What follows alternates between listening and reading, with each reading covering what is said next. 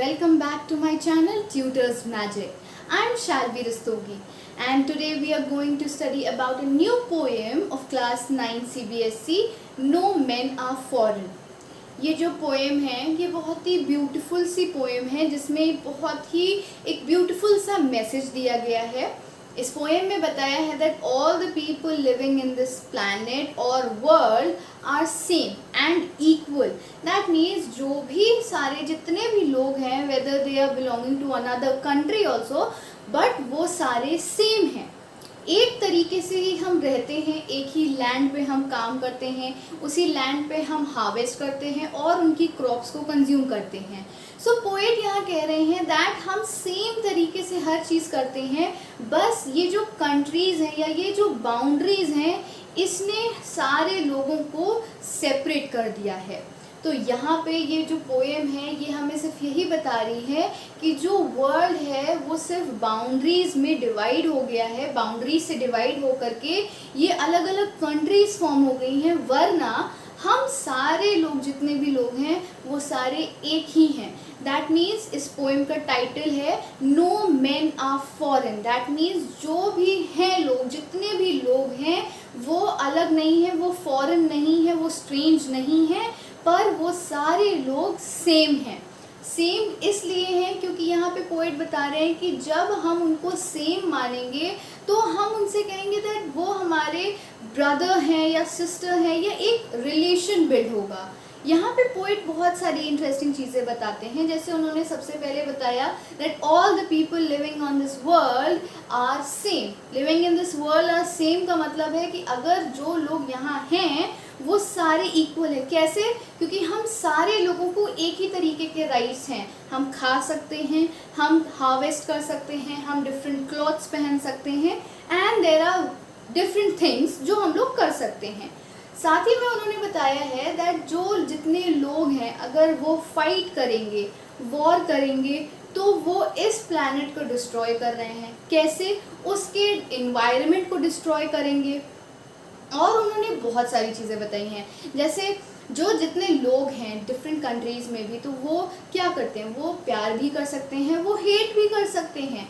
तो यहाँ पे उनके कहने, जो पोएट हैं वो कहना क्या चाह रहे हैं, वो यहाँ पे ये कहना चाह रहे हैं दैट ऑल द पीपल, जितने भी लोग हैं whether they are belonging to another country, जितने भी लोग हैं वो सारे एक हैं और सब एक ही कॉन्सेप्ट, यूनिवर्सल कॉन्सेप्ट को अप्लाई करें जो कि है ब्रदरहुड का कॉन्सेप्ट, मतलब कि भाईचारा, जिसे हम भाईचारा कहते हैं। वो सारे लोग इस ब्रदरहुड के कॉन्सेप्ट को अप्लाई करें अपनी लाइफ में। सो ये था इस पोएम का introduction, that is no man are foreign. यानी कि जितने भी लोग हैं वो कोई भी स्ट्रेंज नहीं है, कोई भी अननोन नहीं है। सो सबसे पहले हम इस पोएम को पढ़ते हैं और इसके स्टैंजास देखते हैं कि इसके स्टैंजास में आखिर क्या बताया गया है, और साथ ही साथ मैं आपको बताऊंगी उन स्टैंजास में जो डिफ़िकल्ट मीनिंग्स हैं उसको भी मैं आपको साथ ही में बताती चलूँगी। So without wasting any time let's get into the video. So सबसे पहले हम बात करते हैं इसके फर्स्ट स्टैंजा की। नो मैन आर फॉरेन में इसका जो फर्स्ट स्टैंजा है वो क्या है? Remember no man are strange, no countries foreign, beneath all uniforms a single body breathes, like earth the land our brothers walk upon is earth like this in which we all shall lie. That means सबसे पहले जो poet है उन्होंने क्या बताया है? उन्होंने बताया है रिमेंबर, हमें ये चीज़ याद रखने की बात है that no man are strange. कोई भी, जितने भी लोग हैं इस अर्थ पे, इस वर्ल्ड में, वो कोई भी अलग नहीं है। नो कंट्रीज फॉरेन, कोई भी दूसरी कंट्री जो है वो स्ट्रेंज नहीं है, वो अननोन नहीं है, वो सारी कंट्रीज एक ही हैं। Beneath all uniform a single body breathes, मतलब जितनी भी डिफरेंट कंट्रीज हैं उनके डिफरेंट यूनिफॉर्म्स हैं और उन यूनिफॉर्म्स के नीचे वो एक सिंगल बॉडी है, चाहे वो फीमेल की हो चाहे वो मेल की हो, वो कोई सी भी बॉडी हो, पर वो एक ह्यूमन बॉडी है। And that is beneath all uniforms a single body breathes, मतलब कि चाहे कोई सी भी यूनिफॉर्म हो, पर यूनिफॉर्म के नीचे होता तो एक ह्यूमन बीइंग ही है। Like earth, the land our brothers walk upon. That means जैसे हम इस लैंड पे वॉक कर सकते हैं वैसे ही वो लोग भी कर सकते हैं. जैसे हम इस अर्थ पे रहते हैं उसी तरीके से वो लोग भी उस अर्थ पे रहते हैं. दैट मीन्स अर्थ सेम है, लैंड सेम है, बस इस लैंड को डिवाइड कर दिया गया है बाउंड्रीज से.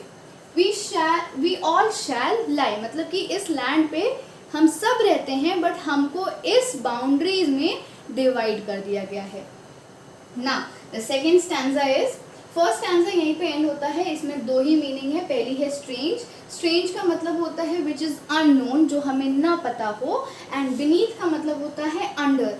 दैट मीन्स किसी चीज़ के नीचे या किसी चीज़ के अंदर. बीनीथ का मतलब होता है. ना the second stanza says, they too aware of sun and air and water and fed by peaceful harvest, by war's long winter starved, their hands are earth and in their lives are, we read, a labor not different from our own. अब second stanza में वो क्या बताना चाह रहे हैं? वो first stanza में जैसे बताते हैं कि ये सारी जो अर्थ है वो सेम है, उसी तरीके से सेकेंड स्टैंजा में वो बता रहे हैं कि हमारे ही जैसे वो भी सन से वाकिफ़ हैं, जानते हैं सन क्या होता है, एयर क्या होती है या पानी क्या होता है, वाटर क्या होता है.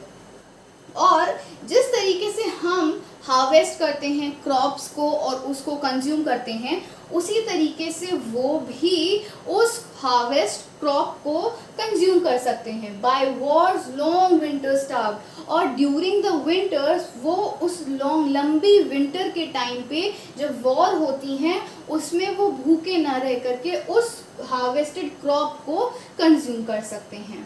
Their hands are ours and in their lives we read, a labor not different from our own.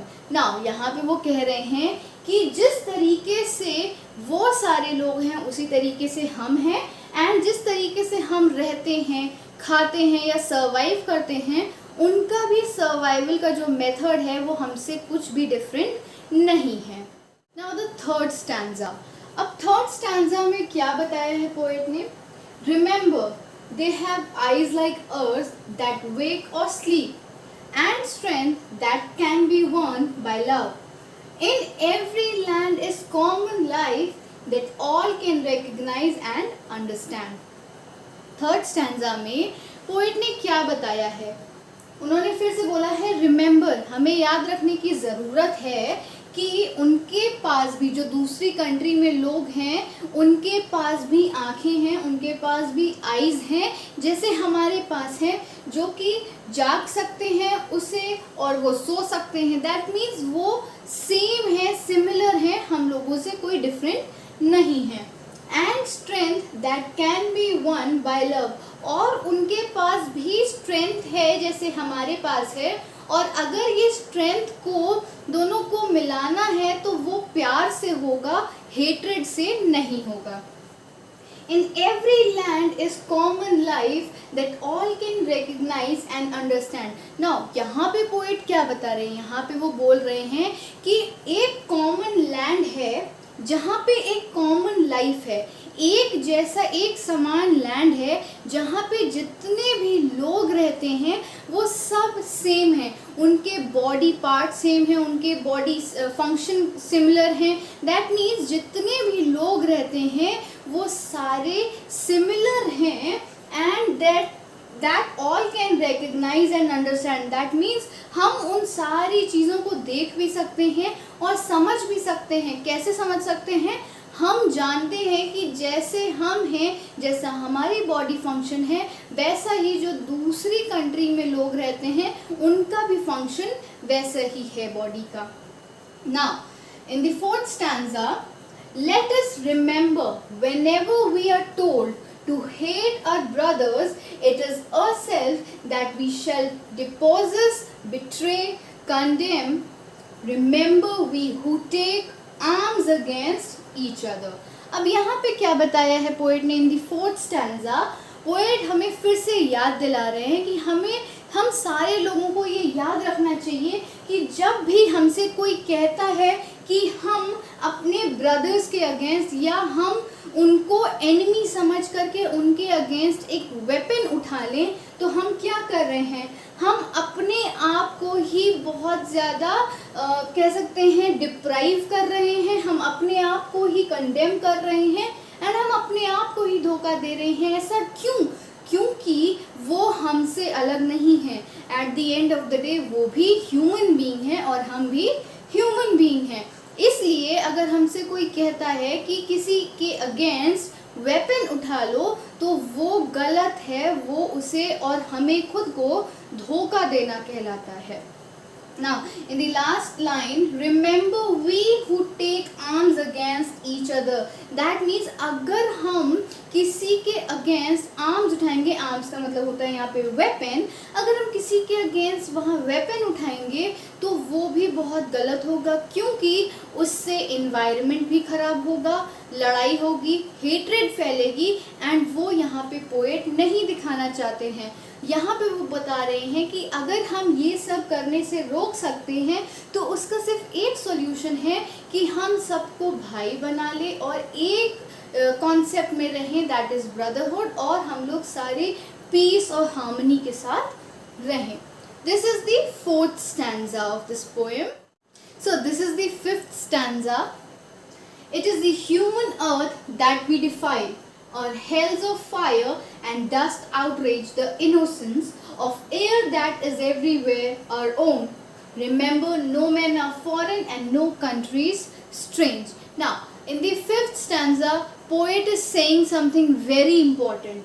Now, it is the human earth that we defile. Now, first line का ही मतलब बहुत इम्पोर्टेंट है कि ये human अर्थ है जिसको हम गंदा कर रहे हैं। डिफाइल मतलब होता है to make it dirty. Now अब यहाँ पे जो पोएट है वो बोल रहे हैं दैट ह्यूमन अर्थ जो है उसको हम गंदा कर रहे हैं। कैसे गंदा कर रहे हैं?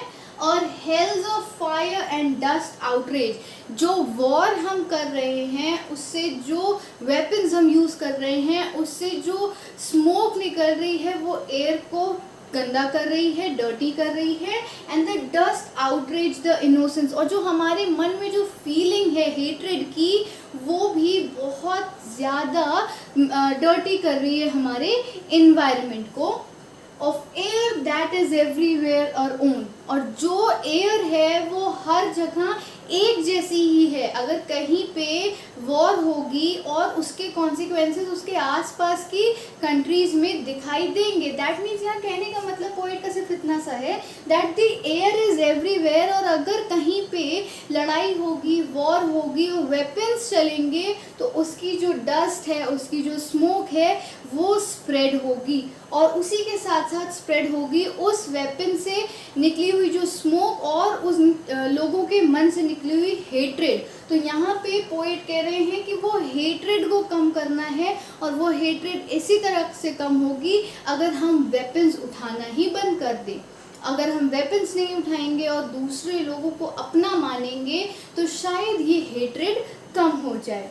देन अगेन पोएट जो है वो फर्स्ट लाइन को रिपीट करते हैं, रिमेंबर, वो कह रहे हैं हमें ये हमेशा याद रखने की बात है that no man are foreign, कोई भी इंसान दूसरा नहीं है, कोई भी इंसान हमसे अलग नहीं है, और नो कंट्री स्ट्रेंज, मतलब कोई भी कंट्री अलग नहीं है हमसे, बिल्कुल अलग नहीं है, वो सब सेम है। हम जितने लोग हैं इस वर्ल्ड में वो सारे सेम हैं। सो यहाँ पे पोएम एंड होती है।